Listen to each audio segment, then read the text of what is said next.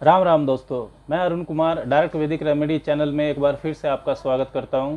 दोस्तों, आज चर्चा करेंगे राशियों के गुण धर्म यानी राशियों की क्वालिटीज़, उनकी करेक्टरिस्टिक की। 12 भाव तथा 9 ग्रह जो अपना फल देते हैं, उसमें राशियों के गुण धर्म की क्या भूमिका होती है उसकी चर्चा करेंगे। भाव का जो कारकत्व होता है, जो सिग्निफिकेंस होती है, वो स्थायी होती है, फिक्स्ड होती है। उसी तरह घरों के जो गुण धर्म है, कारकत्व हैं, वो भी स्थायी होते हैं। अलग अलग कुंडलियों में एक ही ग्रह एक ही भाव में होने पर जो भाव के फल में विभिन्नता आती है, वेरिएशन आती है, उसका कारण राशियां होती हैं। जैसे मंगल अगर पहले भाव में हो अलग अलग व्यक्तियों की कुंडलियों में, तो मेष से लेकर मीन तक जो 12 राशियां हैं, उनमें वो अलग अलग फल देगा।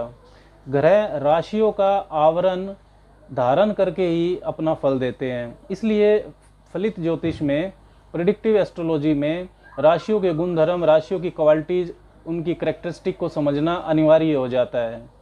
तो राशियों को सबसे पहले मूवमेंट यानी उनकी चाल के आधार पर 3 वर्गों में बांटा जाता है। पहला वर्ग होता है चर राशियों का, मूवेबल साइंस, जिसमें 1, 4, 7, 10 यानी कि मेष, कर्क, तुला और मकर राशियाँ आती हैं। दूसरा वर्ग होता है एचर राशियों का, स्थिर राशियाँ, फिक्स्ड साइंस, 2, 5, 8, 11, जिसमें वृषभ, सिंह, वृश्चिक और कुंभ राशि आती है। तीसरा वर्ग होता है द्विस्वभाव राशियों का, ड्यूल साइंस, जिसमें मिथुन, कन्या, धनु और मीन राशियाँ आती हैं। अब चर का मतलब होता है चलायमान यानी कि मूवेबल। इसका मतलब क्या हुआ कि अस्थिरता, चंचलता, एकाग्रता में कमी, घूमना फिरना, महत्वाकांक्षी होना, ये सब चर राशियों में गुण होते हैं। स्थिर राशियों में गंभीरता होती है, अच्छी एकाग्रता होती है, ये आसानी से दूसरों से प्रभावित ना होने का गुण भी इनके अंदर होता है। स्थायी संबंधों के इच्छुक, अपने निर्णयों से पहले अच्छी तरह सोचना, ज़्यादा बदलाव पसंद ना करना, ये सब गुण स्थिर राशियों में होते हैं। द्विस्वभाव राशियों में मिला जुला प्रभाव रहता है, दुविधा और कन्फ्यूजन भी रहती है। फल दीपिका के राशि भेद जो चैप्टर है, उसके अंदर ये भी लिखा हुआ है कि द्विस्वभाव राशियों की जो फर्स्ट 15 डिग्रीज होती हैं, 0 से 15 डिग्री, वो फिक्स्ड प्रभाव दिखाती हैं, स्थायी गुण दिखाती हैं, चर वो स्थिर राशियों का गुण रखती हैं।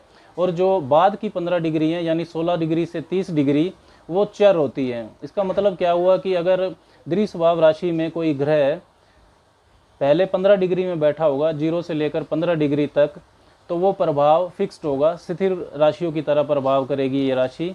और अगर कोई ग्रह 16 डिग्री से लेकर 30 डिग्री तक बैठा होगा, तब ये चर प्रभाव दिखाती हैं। राशियों के मूवमेंट के इन गुणों का फलित में, प्रेडिक्शन में प्रयोग कैसे करेंगे, अब इसको समझते हैं। आपकी कुंडली में लगन का मालिक यानी कि लग्नेश सबसे महत्वपूर्ण ग्रह होता है, मोस्ट इम्पोर्टेंट। उसके बाद सूर्य आता है और फिर चंद्रमा। लगन, लग्नेश, सूर्य और चंद्रमा ये आपका संपूर्ण व्यक्तित्व निर्धारित करते हैं। आपकी पर्सनैलिटी, आपकी निर्णय लेने की अक्षमता, सोचने समझने का तरीका, आपका एटीट्यूड, ये सब इन 3 ग्रहों पर निर्भर करता है। यदि कुंडली के मुख्य ग्रह चर राशियों में होंगे तो आपके स्वभाव में, आपकी सोच में अस्थिरता और चंचलता होगी। जल्दी निर्णय लेना आपके स्वभाव में होगा। आप महत्वाकांक्षी होंगे। कोई नया काम अगर मिलेगा तो जल्दी से उसे हाथ में ले लेंगे, शुरू करने की सोचेंगे। ये सारे गुण आपकी पर्सनैलिटी में आएंगे। जोखिम उठाना आपको पसंद होगा, रिस्क टेकर होंगे। रिस्क उठाकर फ़ायदा या नुकसान हो, ये एक अलग चीज़ है। और जल्दी निर्णय लेना, उस निर्णय का फ़ायदा हो या नुकसान हो, वो भी एक अलग चीज़ है।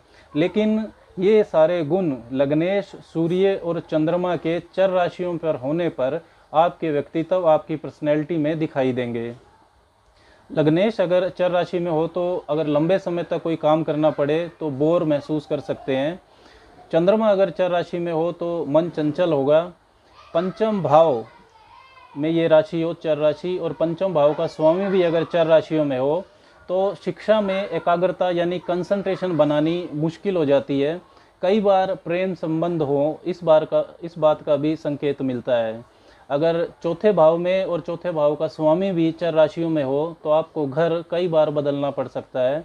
इसी तरह दसम भाव में ये राशि हो और दसम भाव का स्वामी भी अगर चर राशियों में हो तो आप अपने काम को, व्यवसाय को कई बार बदल सकते हैं, कई व्यवसाय एक साथ कर सकते हैं, या ऐसा भी हो सकता है कि आपके व्यवसाय में टूरिंग ज़्यादा हो।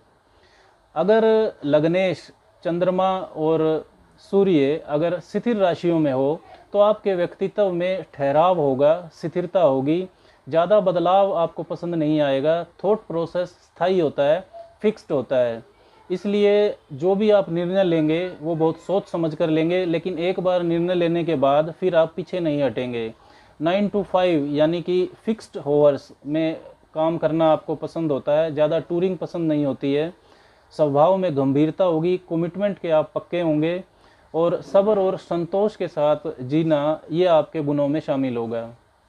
दोस्तों, यदि कुंडली के मुख्य ग्रह यानी लग्नेश, सूर्य और चंद्रमा अगर द्विस्वभाव राशियों में हो, ड्यूल साइन में, तो व्यक्तित्व में डिपेंडेंसी आती है, निर्भरता आती है। किसी के साथ सोच विचार करके ही कार्य करना पसंद करेंगे, नहीं तो दुविधा रहेगी, कन्फ्यूजन में रहेंगे।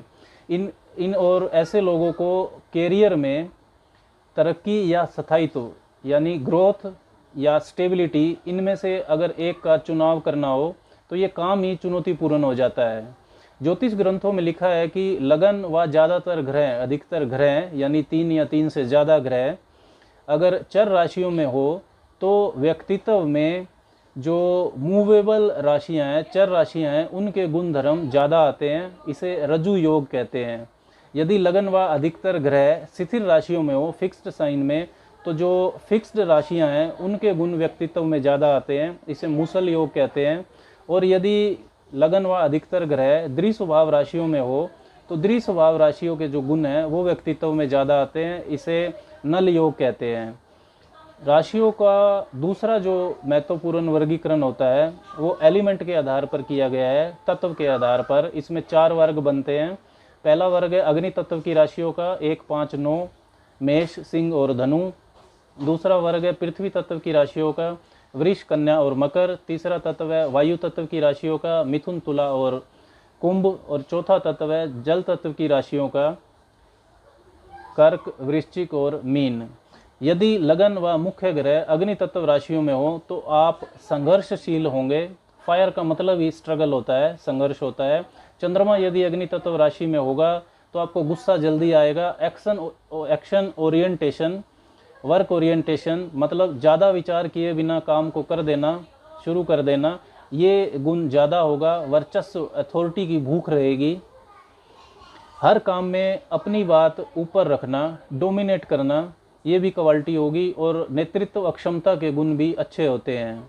यदि लगन व मुख्य ग्रह पृथ्वी तत्व की राशियों में हो तो व्यक्तित्व में प्रैक्टिकल अप्रोच यानी व्यवहारिकता ज़्यादा होगी।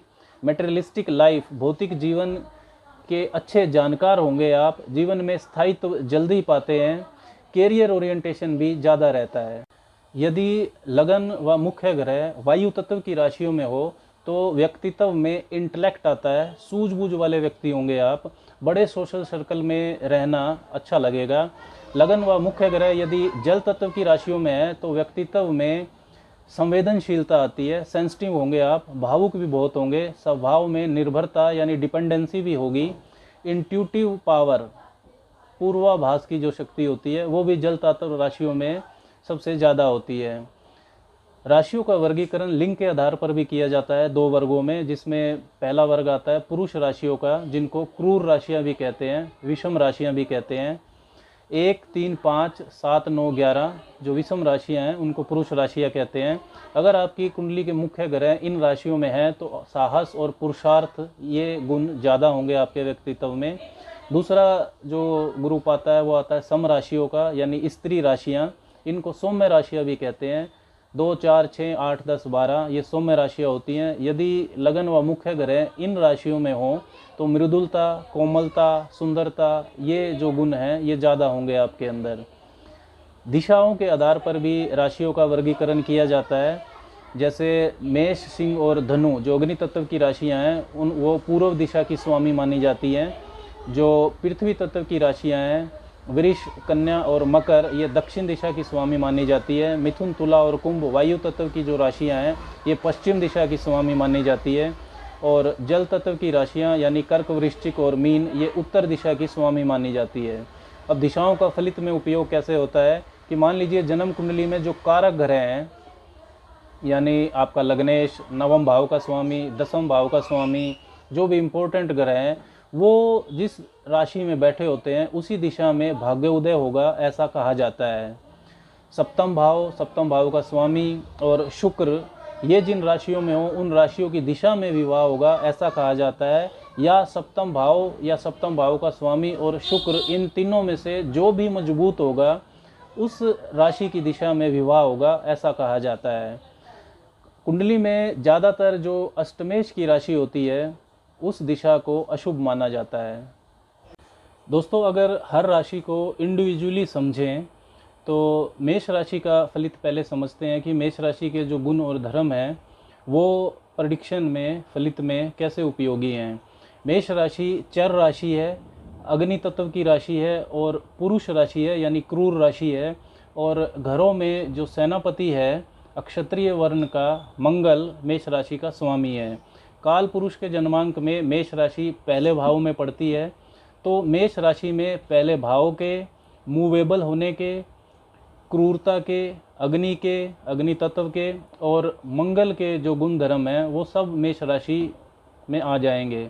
इसी वजह से मेष राशि सिंबल है आवेगशीलता का, इम्पल्सिवनेस, आक्रामकता, दूसरों पर हावी होना यानी कि डोमिनेंस, और शारीरिक तौर पर एक्टिव यानी कि फिजिकली फिट होना, और जूझने की अक्षमता, स्पोर्ट्स, कंपटीशन, जल्दबाजी, दबंगई, फुर्ती, स्ट्रेट फॉरवर्डनेस, रिस्क लवर यानी कि जब रिस्क लें तो घबराएं नहीं, निडरता, और किसी के नीचे काम नहीं करना, ऑर्डर लेना नहीं है, ऑर्डर सिर्फ देना है, ये सारे गुण मेष राशि से जुड़े हुए हैं। इसीलिए जो सूर्य है, जो कि घरों का राजा है, जो सिर्फ ऑर्डर देता है, लेता नहीं है, डोमिनेटिंग है और राजा पर कोई हावी नहीं हो सकता, आक्रामकता, आवेगशीलता और दबंगई, ये सब सूर्य को पसंद है।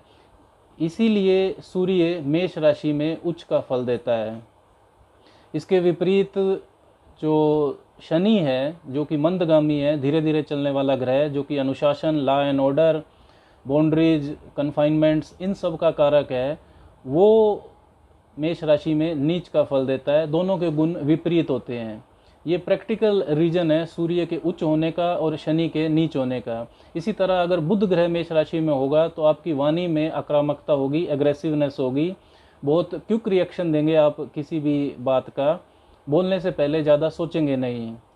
मेष राशि के इन गुणों को किसी भी भाव में जब मेष राशि जाएगी तो ये सारे गुण अपने उस भाव में भी ट्रांसफ़र कर देगी। मेष राशि जिस भाव में होगी, जैसे मान लीजिए कि मेष राशि लगन में है, तो आप शारीरिक तौर पर काफ़ी फिजिकली एक्टिव होंगे, जल्दबाज होंगे, स्ट्रेट फॉरवर्ड आपका एटीट्यूड होगा, दूसरों पर हावी होना, डोमिनेटिंग आपका नेचर होगा, इंडिपेंडेंट, स्वतंत्र रूप से काम करना आपको पसंद आएगा।